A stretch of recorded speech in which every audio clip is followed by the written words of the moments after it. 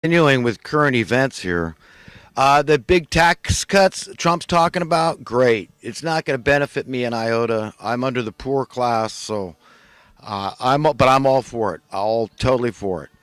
In fact, I've said repeatedly that I believe in a voluntary tax system, and I firmly believe, and nobody can prove me wrong, that the system would work much better if the tax system was entirely voluntary. I'm to include sales tax, all of it.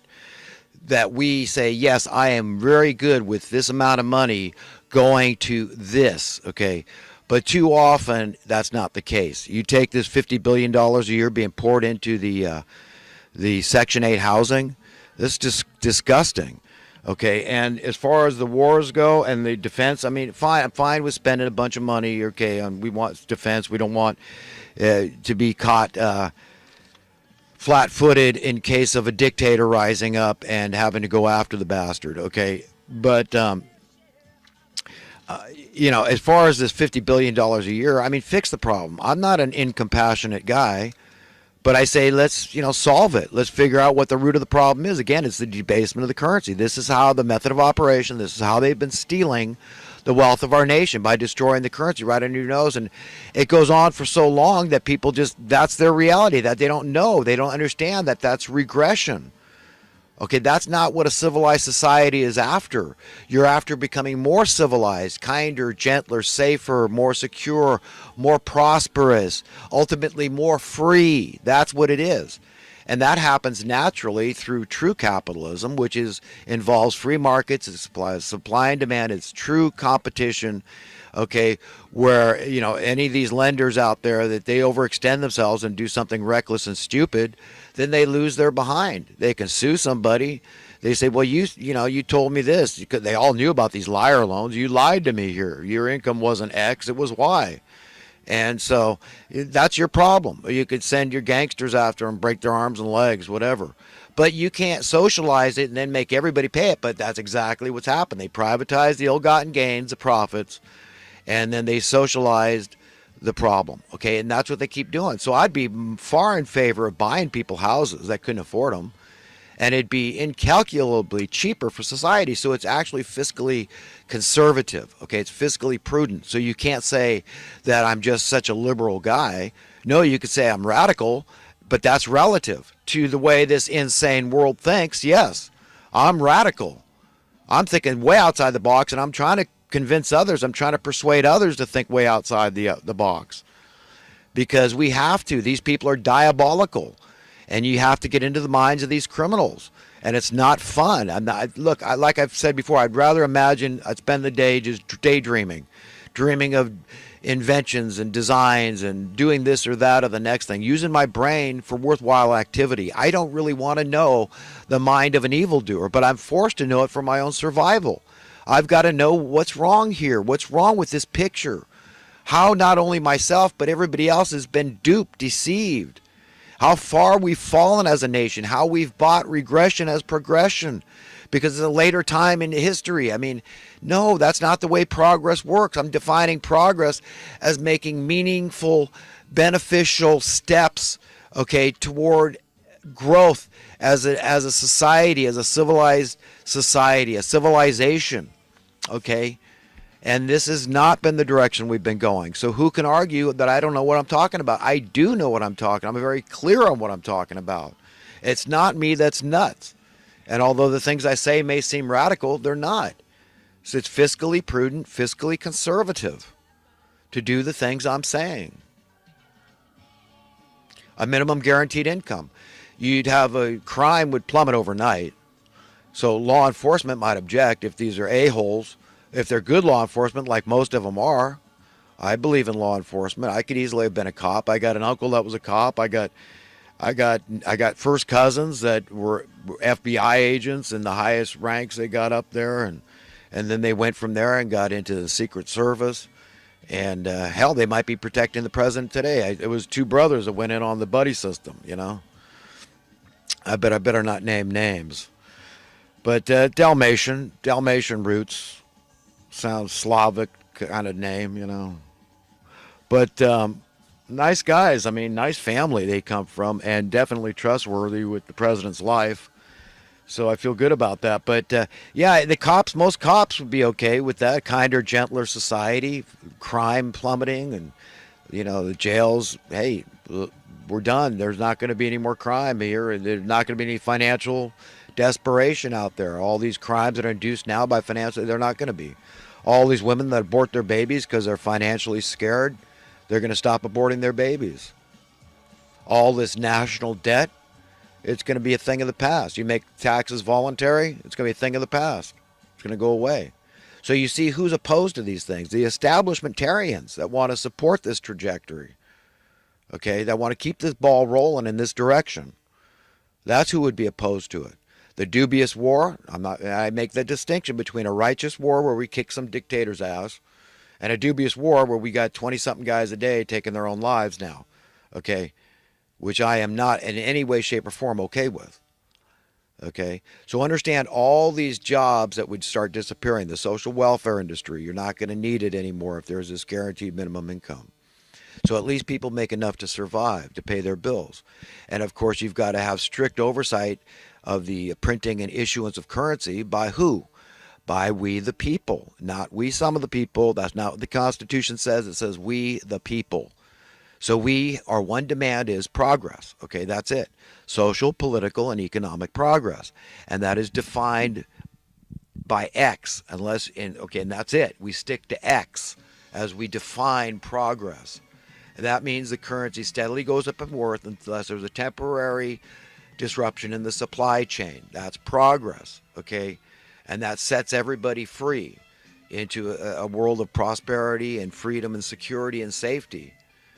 Okay, so we got the debt goes away, the social welfare industry goes away, the dubious warfare industry goes away, the unnecessary crime that's being committed from financial desperation goes away, and there's all these people with all this free time whose jobs don't revolve around the problem anymore. They can go out there and do whatever they want. I mean, the earth is your oyster.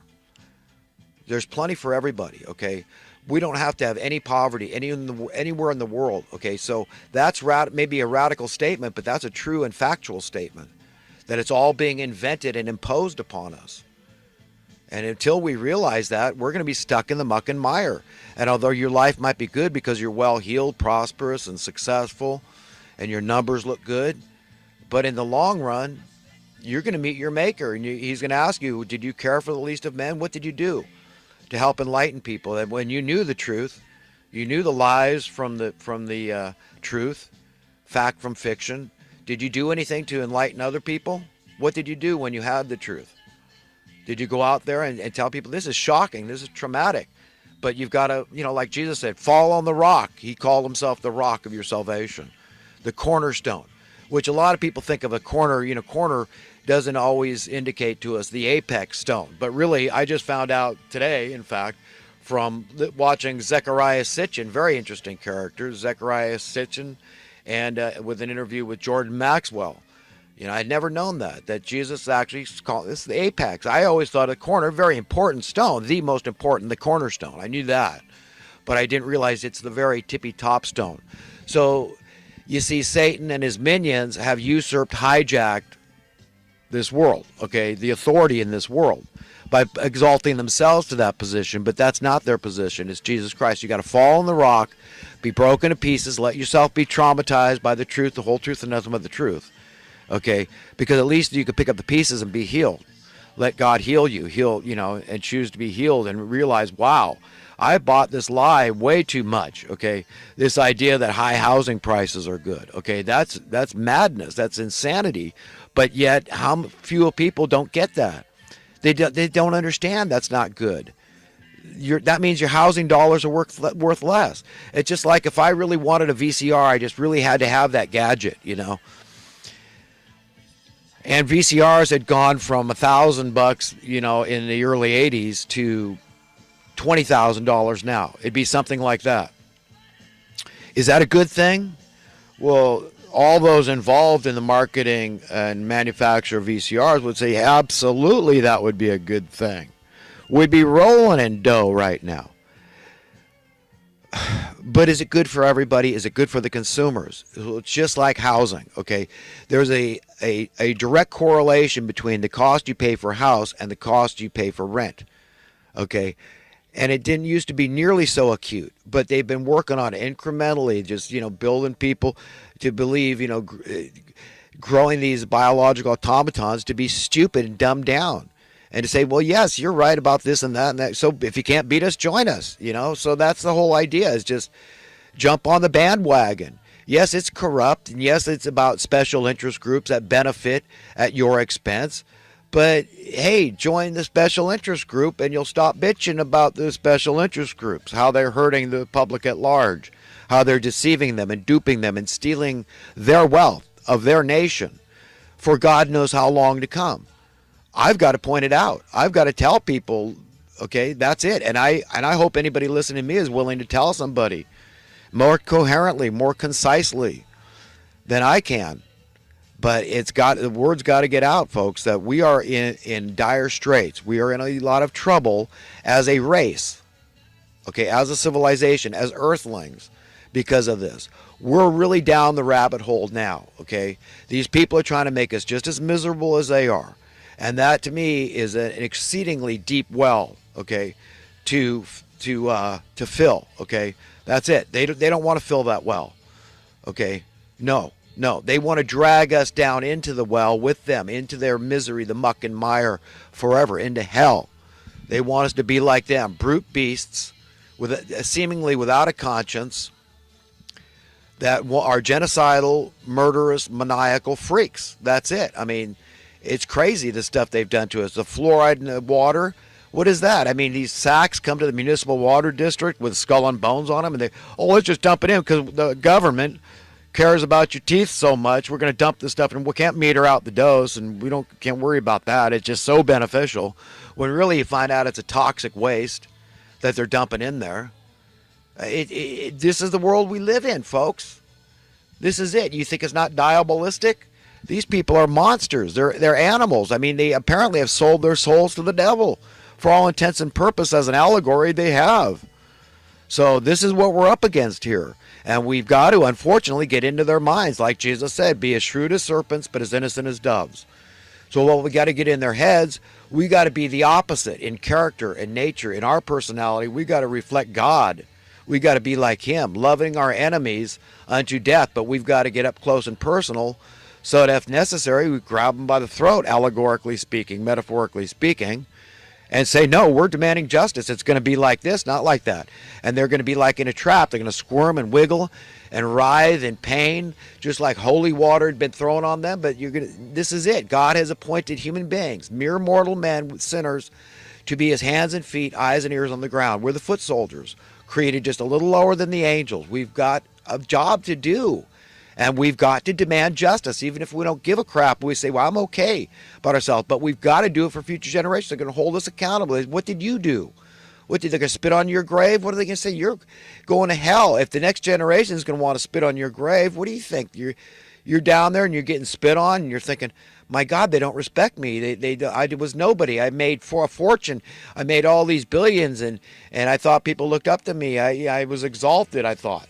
And then you found out, no, they can't stand you because you were just another one of the corrupt criminals, the murderous genocidal class, stealing the wealth of their nation that belongs to we the people, to the society at large that benefits from supply and demand and progress in the social, political, economic realm, free market, capitalism, okay, where there's a light at the end of the tunnel whereby we're all free. Nobody cares about money at all anymore. But you all have full prosperity and the system works way better. The quality of the work goes up. The productivity goes up. Our imagination and doing stuff frees us up to do stuff. We want safer highways, whatever it is. We can have it all. We want safer airplanes. We want safer cars. Whatever we want, we can have. If we're not constrained by the money masters of misery. I kind of beat that subject up. So I saw this Dr. Stephen Greer. He's working on this disclosure project, into the UFO thing. I think he's right and wrong. I think that he's starting to realize that there's good guys and bad guys in this thing. So it could be demonic on some levels, or it could be demons, like Jesus talked about. They go to and fro on the earth, and the common denominator between a holy angel and a fallen angel is that they, or demon, they have this ability to fly. And, of course, at this point in history, we could have space tourists coming from God knows where in our galaxy, and we could have scientists coming in. But whatever it is, they've got higher technology, and it's a whole nother thing. So, they've got this tiny alien that they found, and it's for real. I mean, it's this tiny body. People say, oh, it's just a mutant or whatever. But no, it's not. It only got 10 ribs, and that's unheard of. In the human species, the least we could ever have is 11.